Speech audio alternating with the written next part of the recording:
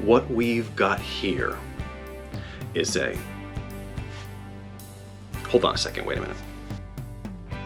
A cheap 23-year-old Squier Affinity P bass, precision bass, and this, my brand new Katana 110 bass amp.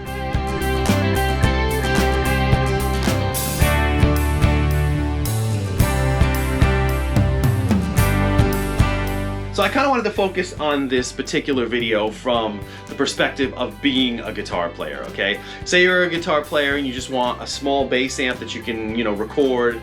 It's for recording, rehearsing, maybe you got to fill in for somebody in a friend's band, a local band or something like that.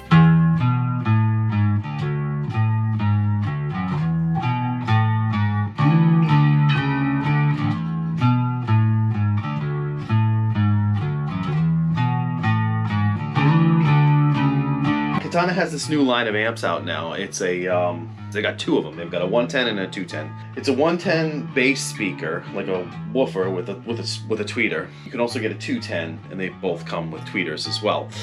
And I decided, for my own purposes, because I don't know that I would call myself a bass player. I'm not a bass player, but I play one on TV. I've had this bass guitar right here, this Fender Squier Affinity, for 23 years. It's bumming me out that it's missing a screw in the bridge because one of them actually broke off when I tried to retighten and fix them. It's solid, it ain't going anywhere. Leo Fender designed the first electric bass, which was the Fender Precision Bass, the P bass. Those basses are essentially used, a lot of people use them in rock and metal and those type of music because they got a nice solid thumpy low end that sounds really good. Now in the 60s or so, when they wanted to kind of redesign the idea of the bass guitar, they wanted to make what they called a premium bass guitar. They made a jazz bass, a Fender jazz bass was created. And that is more of like a single coil bass. So look at it this way, your P bass is like your humbucker guitar. It's essentially like your Fender-y humbucker style guitar, that's your P bass, all right, your precision bass. Your jazz bass is your single coil, your Strat, that's your Strat of basses. If you're comparing them to guitars, this is how I do things. It's the Strat of basses, because it's got single coil pickups, which means you're gonna get more noise from those single coil pickups as well. However, it's a trade-off because you can get a spankier sound. A lot of bass players, people like Flea and stuff like that, they use jazz basses because you slap, you get that nice spanky slap sound out of a jazz bass. Whereas with a P bass, you can still get that sound, but it's more of a woody, lower, boomy bass, So they're more solid for rock, hard rock, heavy metal type of stuff, whereas like a P bass is funk, jazz, that kind of stuff. I'm like, I got a bass, I should get a bass amp. And I gotta tell you, for what I got this for, I don't know if it's a sale price or not, but I got it for around, actually I think it was $393 with tax, like total. It's a decent bass amp, it's full of effects, it's the same thing as all the other Katanas, it's got the same stuff going on like the Katanas do, like the same type of effects setup, but just on a bass amp instead.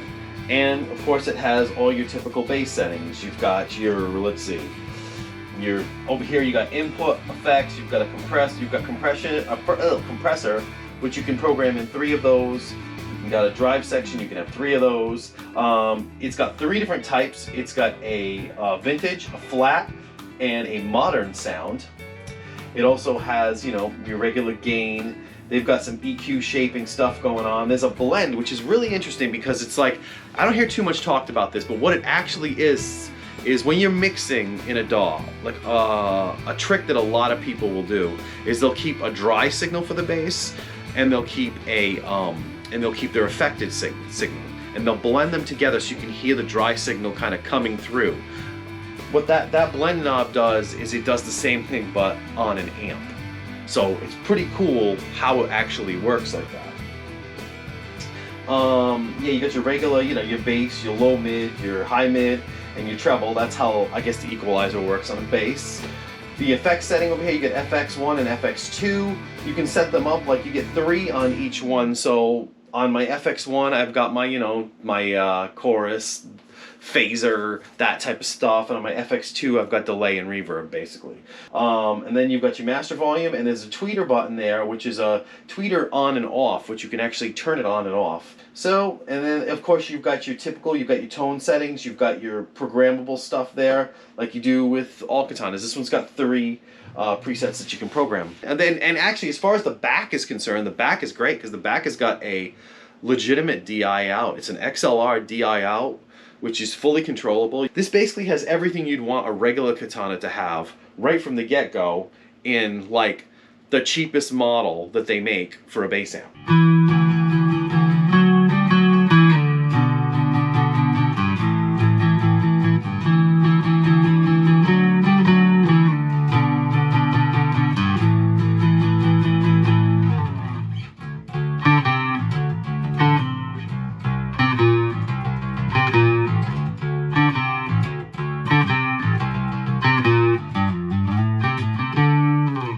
Anyway, yeah, like I said, I'm not a bass player. I play bass with a pick, which makes me heresy to most modern bass players. Can I do it with my fingers?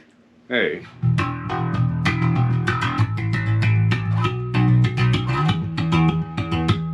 Yeah.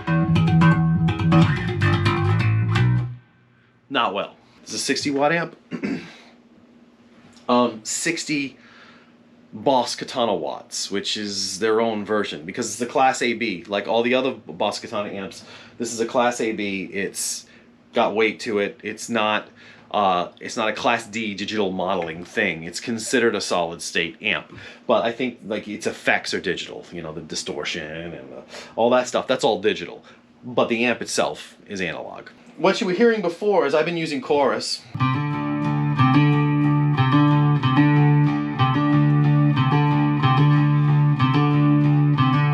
See, I got the tweeter on and stuff, so if you want to hear what this thing sounds like, if I shut the tweeter off and I say maybe put the shape knob off, okay? This is essentially, and it's on the modern setting.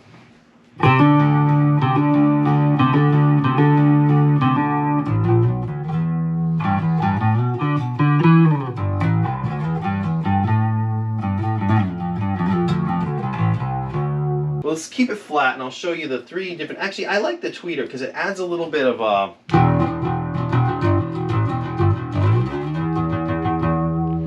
just a little bit of sparkle. So right now it's on vintage.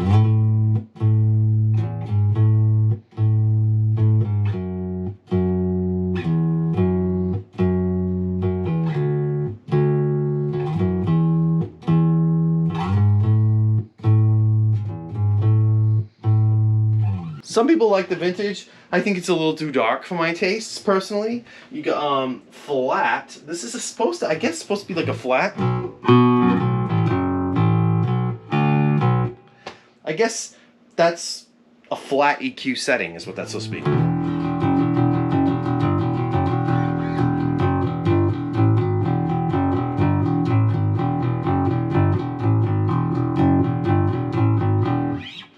But personally, I like this modern setting, and this is the modern. It's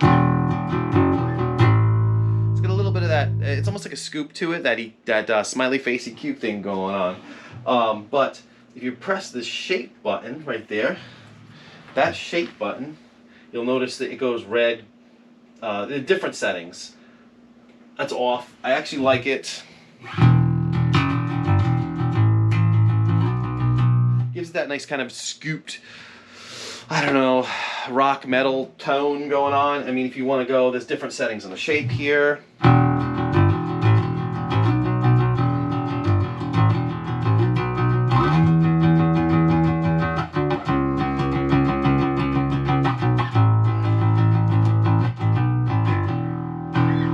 Which is cool.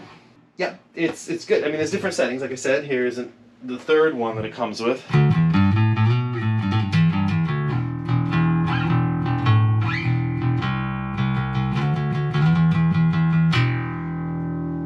I've actually changed the overdrive and distortion setting. I think it's set on like a Marshall Governor setting or something like that.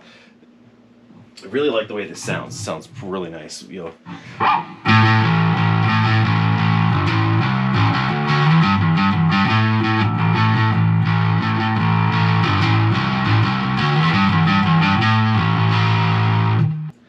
this now coming on, this is a limiter. This is like the BOSS limiter. It's just gonna get louder, but.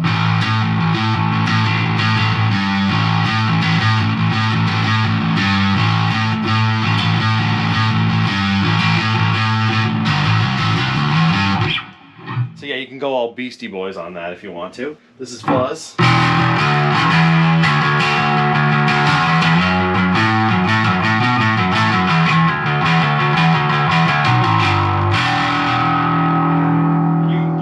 Buzz. There you go.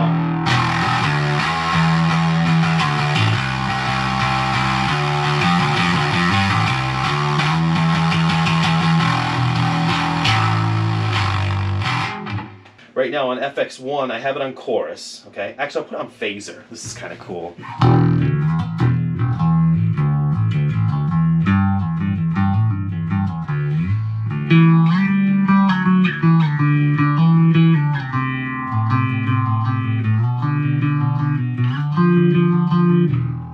But I've got that on the phase, and if you put FX2, on FX2 I have it set to a delay here.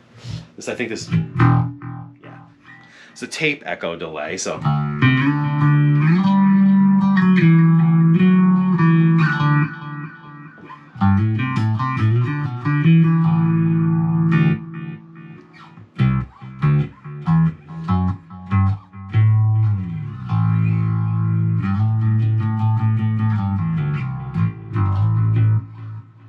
I don't know what else to say about it. It's a cool bass amp. They're inexpensive. If you're a guitar player looking for a bass amp that you want to have, just a random bass amp in your house, you want to mess around with it, I don't think you can go wrong with this. I mean, I'm starting to become like a huge Boss fanboy here. It's turning into like a Boss warehouse in my freaking house.